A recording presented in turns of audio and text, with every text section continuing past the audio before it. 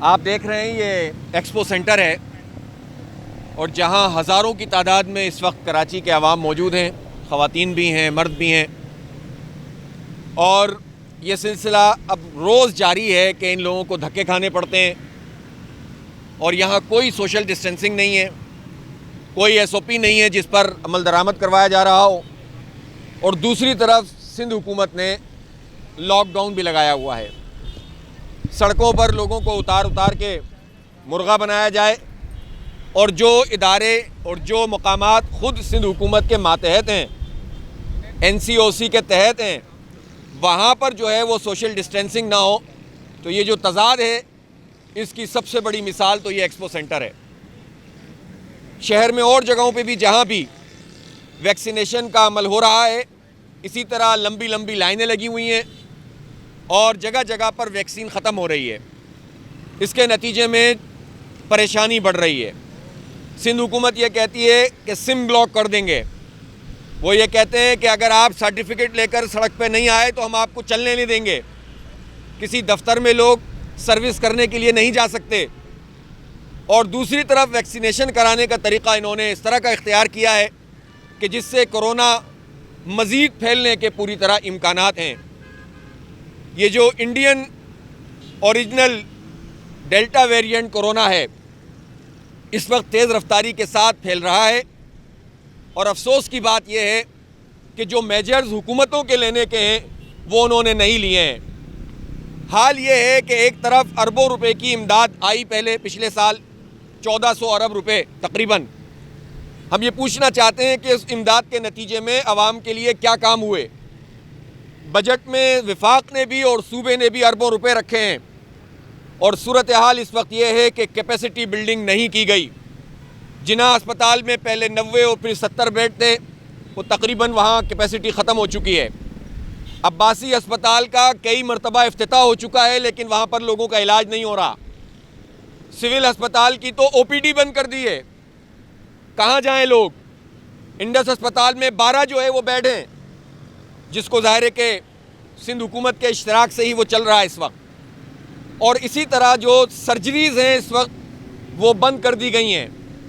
تو کورونا کے مریض، ان کی دیکھ بھال کا بھی کوئی انتظام نہیں ہے، اور جو جنرل پیشنٹس ہیں ان کے لیے بھی اس وقت سندھ میں اور اسپیشلی کراچی میں بدترین صورتحال ہے، اور ایسی صورتحال میں اپنی طاقت کے زور پر اپنی رٹ قائم کرنے کی بات سندھ حکومت کرتی ہے، جو کسی صورت قابل قبول نہیں ہے۔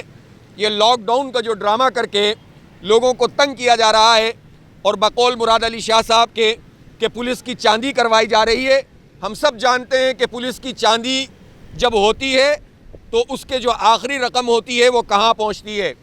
اس کے دروازے CM ہاؤس ہی جا رہے ہوتے ہیں میرے بھائی، سندھ سیکریٹریٹ جا رہے ہوتے ہیں۔ تو اس لیے اگر پولیس کی چاندی ہے تو یہ آپ کی چاندی ہے، یہ آپ کے وزیروں کی، آپ کے مشیروں کی اور بیوروکریسی کی چاندی ہے۔ اس لیے اس طرح کی باتیں کرنے سے آپ اپنے اوپر ہی بات کر رہے ہوتے ہیں۔ اسی طرح میں یہ پوچھنا چاہتا ہوں، 1.5 سال کی مدت تقریباً ہو گئی ہے اس کورونا کی وبا کو آئے ہوئے۔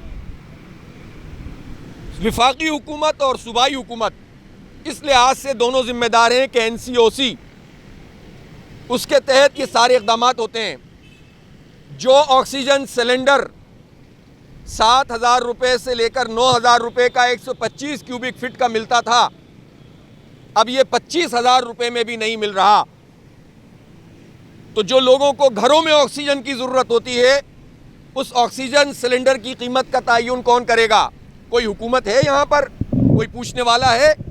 پھر اسی طرح جو فلنگ ہوتی تھی، وہ فلنگ ہوتی تھی 700 روپے سے لے کر 900 روپے تک، اس وقت وہ فلنگ 2,000 روپے میں کی جا رہی ہے۔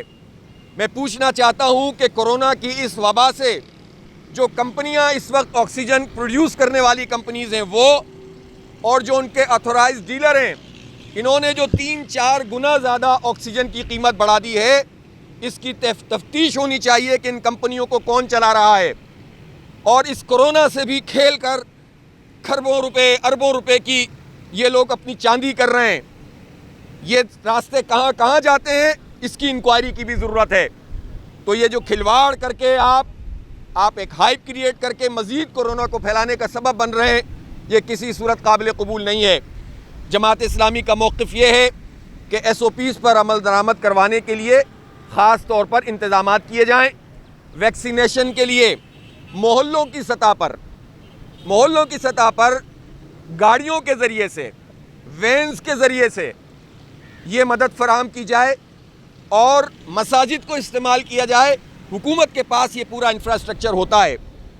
جماعت اسلامی اور الخدمت نے کورونا جب سے آیا ہے اس میں جہاں ایک طرف حکومتی اقدامات پر بات کی ہے، ان کو سجیشن دی ہیں، ان کی غلط چیزوں کی نشاندہی کی ہے، وہیں اپنے حصے کا کام بھی کیا ہے۔ اس وقت بھی سینکڑوں ہزاروں کی تعداد میں ہم کراچی کے شہریوں کو سلنڈر فراہم کر رہے ہیں، لیکن بدقسمتی سے اس سلنڈر پر اور اس کی گیس کے اوپر بھی کاروبار کر کے لوگوں کو یہ سہولت فراہم کرنے میں رکاوٹ پیش آ رہی ہے۔ ہم فری آف کاسٹ لوگوں کو، سینکڑوں ہزاروں لوگوں کو سلنڈر فراہم کرتے ہیں۔ اسی طرح ہماری ویکسینیشن سینٹر بھی موجود ہیں، بار بار ویکسین اس میں ختم ہو رہی ہے۔ ہم یہ چاہتے ہیں کہ ہم خود اس پورے عمل میں پوری طرح سے شرکت کریں، مزید بڑھائیں، لیکن یہ کام حکومت کا ہے کہ اگر وہ کسی کو شریک کرنا چاہتی ہے کہ وہ ماحول بھی پرووائڈ کرے۔ ہم پازیٹیولی یہ بات کر رہے ہیں کہ اس وقت جو ہماری لیب موجود ہے جہاں کرونا ٹیسٹنگ ہوتی ہے، 3000 روپے میں ہم کرونا کا ٹیسٹ کرتے ہیں، جو پرائیویٹ سیکٹر میں سب سے کم ریٹ ہے۔ مزید جو ہے وہ ہم لوگوں کے تعاون سے اس پیسوں کو پورا کرتے ہیں۔ اسی طرح سے چاہے راشن کا معاملہ ہو پچھلے سال یا اسپرے کا معاملہ ہو، الخدمت اور جماعت اسلامی اپنے حصے کا کام کر رہی ہے، لیکن جہاں ہم اپنے حصے کا کام کر رہے ہیں ہم گورنمنٹ سے پوچھتے ہیں کہ ہمارے ٹیکسوں کے پیسوں سے اور بین الاقوامی فنڈ جو آپ کو میسر آیا تو وفاقی حکومت اور صوبائی حکومت نے کیا اقدامات کیے۔ اس لیے ایک دوسرے پر الزامات لگا کر آپ جان نہیں چھڑا سکتے۔ گیس کی فراہمی، خاص طور پر آکسیجن کی فراہمی کے حوالے سے یہ سوال وفاق سے بھی ہے اور صوبے سے بھی ہے کہ پاکستان اسٹیل کا آکسیجن پلانٹ کیوں نہیں چلا۔ یہ تو انجینئرز گئے تھے وفاق کی طرف سے، صوبے نے پیشکش کی تھی کہ ہمیں دے دیا جائے، لیکن وہ پلانٹ نہیں چلا۔ اور میں یہ پوچھنا چاہتا ہوں کہ اس کے نہ چلنے میں ان لوگوں کا ہاتھ ہے جو پاکستان میں آکسیجن فراہم کرنے والی بڑی کمپنیاں پروڈیوس کرنے والی اور جو اربوں روپے کما رہی ہیں۔ اس کی فارنزک آڈٹ کر کے ایسے لوگوں کو پکڑنا چاہیے جو کورونا کی وبا میں بھی قوم کو لوٹنے کا کام کر رہے ہیں اور سرکاری فنڈز کو بھی کھا رہے ہیں۔ بہت بہت شکریہ۔